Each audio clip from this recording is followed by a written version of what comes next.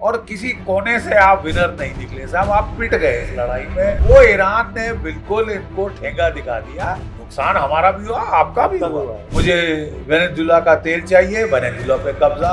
मुझे ईरान का तेल चाहिए, ईरान पे कब्जा। ये क्या बकवास था साहब। क्या आप लड़ने की हालत में थे? ट्राई करके देख लिया, दोबारा ट्राई किया, एस्केलेट किया और पिट गए।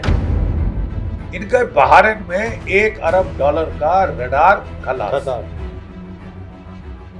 मैं चाहता हूं कि अमेरिका बॉम्ब करे, सारे तेल के जो ऑयल फील्ड्स हैं, गैस फील्ड्स हैं, जला दे, धू धू कर दे। उनको समझाया गया कि भैया आप ऐसा करोगे, अमेरिका ऐसा करेगा तो ईरान पलटवार में पूरे मिडिल ईस्ट स्टेट के तेल के भंडार उड़ा देगा। उनको कोई फर्क नहीं पड़ रहा। उड़ाता है तो मेरी तरफ से जाए, चूल्हे में जाए, दुनिया चूल्हे में जाए। अरे साहब, आप you can't be a bloody island of security, जबकि पूरी दुनिया की आप इकोनॉमिक तबाही करने पे तुल गए हैं और पिल के पड़ गए। और कर दी थी सर, एक तरीके से देखा जाए तो। नहीं तो कर दी है यार, दी क्या, बिल्कुल। अभी अंत कहाँ हुआ है? अब शायद समझ लिया कुछ दिनों के लिए।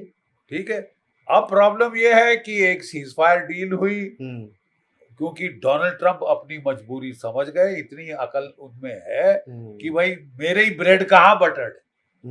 मिड टर्म इलेक्शन अगर जीतने का ख्वाब भी देख रहे हैं तो ये लड़ाई शट डाउन करना एसेंशियल हो गया था। दुनिया के सारे लोग उनको गाली दे रहे थे। लेकिन सर, जैसा कि मैंने बोला कि आपसे इधर फेस सेविंग स्कीम ट्रंप साहब की है, क्योंकि उन्हें पता है कि अगर मैं इस वक्त ये कदम नहीं उठाऊंगा तो मिड टर्म इलेक्शन में हर हाल में हार जाऊंगा, और अगला जब चुनाव होगा राष्ट्रपति का, उसमें मेरा बिल्कुल बोरिया बिस्तरा बन जाना तय है। ये कहीं ना कहीं ज्यादातर देखा जाए तो सर इस डील में फेस सेविंग ज्यादा लग रही है ट्रंप साहब की। है ही entirely face saving. Problem Trump साहब की ये थी कि वो जानते थे कि मेरे को वॉर शट डाउन करनी पड़ेगी, लेकिन वो चाहते थे कि ऐसे शट डाउन की जाए कि दुनिया को प्रतीत हो कि मैं जीत गया, मैं Sikandar, I am the peace maker. तो भूल जाइए, आई एम द विनर। ठीक है, और किसी कोने से आप विनर नहीं निकले साहब, आप पिट गए इस लड़ाई में। ठीक है, ब्लडी स्टेलमेट हो गया है और Iran has given it back as good as it got. ठीक है, तो आप नेगोशिएशन के टेबल पे कैसे हासिल कर सकते थे जो आपकी फौजें लड़ाई के मैदान में हासिल नहीं कर पाई? You were in a serious क्वांट्री। और फिर जो भी इनके ख्वाब थे कि मैं स्पिन डॉक्टर कर दूंगा, I spin this to look like I have one, वो ईरान ने बिल्कुल इनको ठेंगा दिखा दिया कि साहब या तो लड़ाई में जीते होते तो हम करा रहे होते, हमको कुछ नहीं हुआ, नुकसान भले हुआ है, भी फिनिश्ड। नहीं, नुकसान हमारा भी हुआ, आपका भी हुआ है। बिल्कुल, आपका भी अच्छा खासा हुआ है।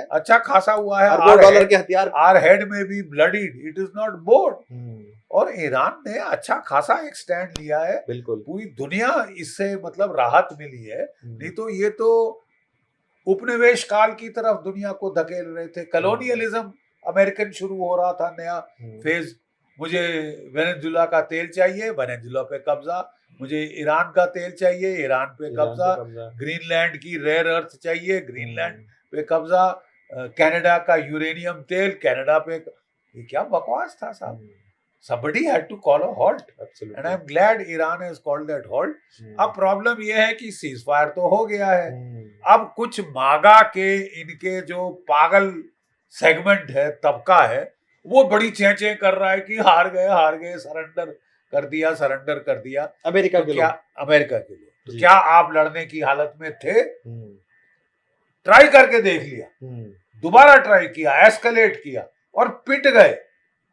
इनके बहरीन में $1 अरब का रडार खलास। ठीक है, इनका जो है इराक में, जॉर्डन में, कुवैत में जो भी एयरफील्ड थी तबाह। इजराइल ने बड़े धड़ल्ले से हमला किया। जो पहले मिसाइल ईरान ने फायर किए तो वो उन्होंने इंटरसेप्ट कर लिए और वो बस नाचना शुरू कर दिया। नेतन्याहू साहब ने डोनाल्ड ट्रंप को बोला, देखो मेरे पास आ गया है, मैंने रोक दिए। पहले दिन ही हमने खामनेई को खत्म कर दिया। हमने खामनेई को खत्म कर दिया। अब मैं एस्केलेशन की बात कर रहा हूँ जो अभी हुई है।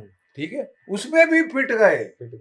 और आप देखिए धू धू करके जल रहा है हाइफा, और तेहरान ने ठोका है तल अवीव को, और अच्छी खासी और जो नुकसान सबसे बड़ी पहुंचा रिफाइनरी है उसको भी उन्होंने अटैक किया सर वहाँ की। जो हाइफा रिफाइनरी है जी वो तो जल रही है, अभी तक जल रही है, उसमें आग नहीं बुझी है। तो ये फिर आपने हासिल क्या किया? लेकिन लड़ना है, हूड़मती है। 990 दिन हो गए। इजराइल का आईडीएफ का चीफ ऑफ स्टाफ उनको बारंबार बोल रहा है, साहब 990 दिन हो गए हैं लड़ते लड़ते, आपके हमारे लड़के थक चुके हैं। आप जो ऑर्थोडॉक्स ज्यूज को है उनको तो आपने मिलिट्री सर्विस से माफी दे दी है, सारा लोड पड़ रहा है जो नॉन ऑर्थोडॉक्स ज्यूज है, वो कब तक सहेंगे साहब? कब तक आप लड़ते जाओगे? क्या स्ट्रेटेजी क्या है? बिल्कुल हासिल क्या कर रहे हो? सिवाय कि मैं लड़े जा रहा हूँ, मरे जा रहा हूँ, मारे जा रहा हूँ। मैं तो रुकूंगा नहीं, चाहे दुनिया की तबाही हो जाए।